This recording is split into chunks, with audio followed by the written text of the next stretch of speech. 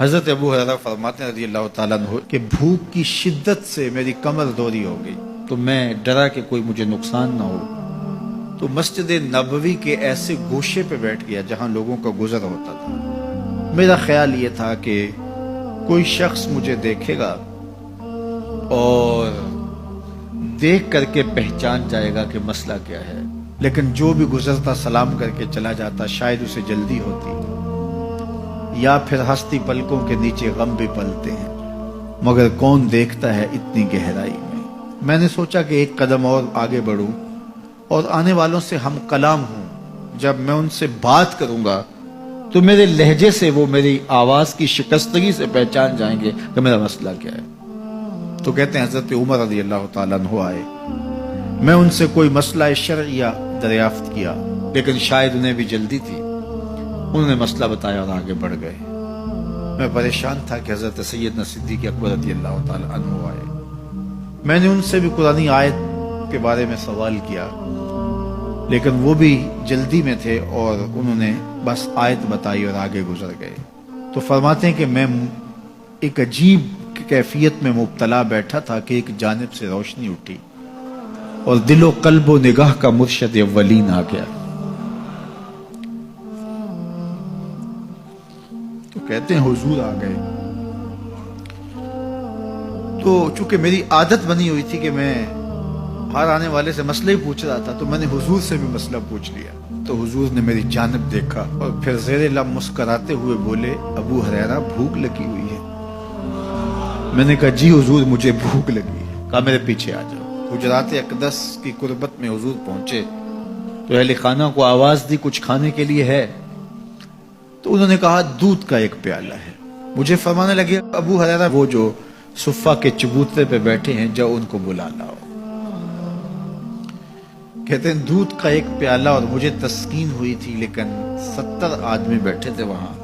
خیر حکم تھا، میں بلا لایا، میرے ہاتھ میں دودھ کا پیالہ دیا، کہا ابو ہریرہ دائیں سے شروع ہو جاؤ۔ اب میں ایک شخص کو پیالہ دیا اور دودھ کو دیکھنے لگا، اور وہ سیراب ہو کے گھٹا گھٹ پینے لگا، اپنی بھوک اور پیاس مٹا چکا، اور میں نے دیکھا کہ ایک قطرہ بھی کم نہیں ہوا۔ میرے اندر جو پہلے وسواس اٹھ رہے تھے اور مجھے جو احساس ہو رہا تھا وہ مٹ گیا۔ پھر میں نے دوسرے کو پیش کیا، اس نے بھی سیراب ہو کے پیا، لیکن دودھ ایک قطرہ بھی کم نہیں ہوا۔ پھر میں نے تیسرے کو دیا، چوتھے کو دیا، 70 آدمی دودھ پی گئے، لیکن دودھ میں سے ایک قطرہ بھی کم نہیں ہوا۔ لگتا تھا رب نے اس دودھ کا تعلق حوض کوثر سے جوڑ دیا۔ تو حضور نے فرمایا ابو ہریرہ؟ میں نے کہا جی حضور۔ فرمایا کون باقی؟ میں نے کہا حضور ایک آپ باقی اور ایک میں باقی۔ تو فرمایا اب تم پیو۔ تو کہا کہ میں نے دودھ پیا اور خوب سیراب ہو کے پیا۔ حضور نے فرمایا اور پیو، میں نے اور پیا۔ پھر فرمایا اور پیو۔ میں نے کہا مجھے قسم ہے اس ذات کی جس نے آپ کو حق کے ساتھ مبعوث کیا ہے، میرے میں ایک قطرے کی گنجائش بھی نہیں ہے۔ حضور نے میرے ہاتھ سے دودھ لیا اور خود نوش جاں کرتے ہوئے فرمایا ساقی القوم آخرہم شربا، قوم کا جو ساقی ہوتا ہے وہ آخر میں پیتا ہے۔ تو دودھ کا ایک پیالہ 72 لوگوں کے لیے کافی ہو گیا۔ یہ صحیح حدیث کے اندر حضور کا معجزہ موجود ہے، آپ نے بارہا علماء سے سنا۔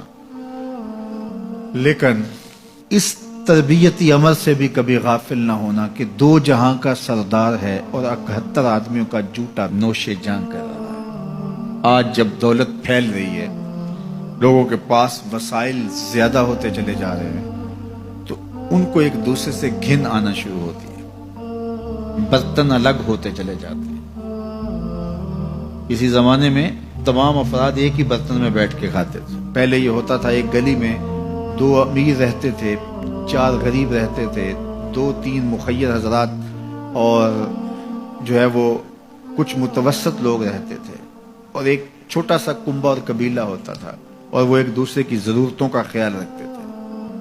پیسے زیادہ آ گئے تو اب امیروں کو اس گلی سے گھن آنے لگی، تو وہ وہاں سے نقل مکانی کر گئے، انہیں وہاں رہنا اچھا نہیں لگتا۔ تو یہ بات ذہن میں رکھیے گا کہ ہمارے دین نے ہمیں ایک دوسرے کے دکھ بانٹنے کی تلقین کی ہے، ایک دوسرے کے قریب ہو کے رہیں اور ان کی ضرورتوں کا خیال رکھیں۔ اپنی استطاعت کے مطابق کسی کی عزت نفس کو نقصان پہنچائے بغیر، شہرت، ریا اور کسی اس طرح کی مرض کو اپنے قریب جو ہے وہ نہ آنے دیں، اور لوگوں کی اس مخفی انداز سے مدد کریں کہ ان کی ضروریات پوری ہوں۔ بلکہ میرے حضور نے ارشاد فرمایا، جس شخص نے صدقہ کیا اور اتنے مخفی انداز میں کیا کہ جو دائیں نے خرچ کیا بائیں کو خبر نہیں ہوئی، جب بائیں کو خبر نہیں ہوئی تو ہمسائے کو خبر کیسے ہوگی؟ لیکن یہاں تو 7 اخباروں میں خبر چھپتی ہے کہ فلاں صاحب نے فلاں غریب کی بیٹی کی شادی کی ہے۔ ذرا سوچ، اگر یہاں تیری بیٹی کھڑی ہوتی تو تیرا روح سخن کیا ہوتا۔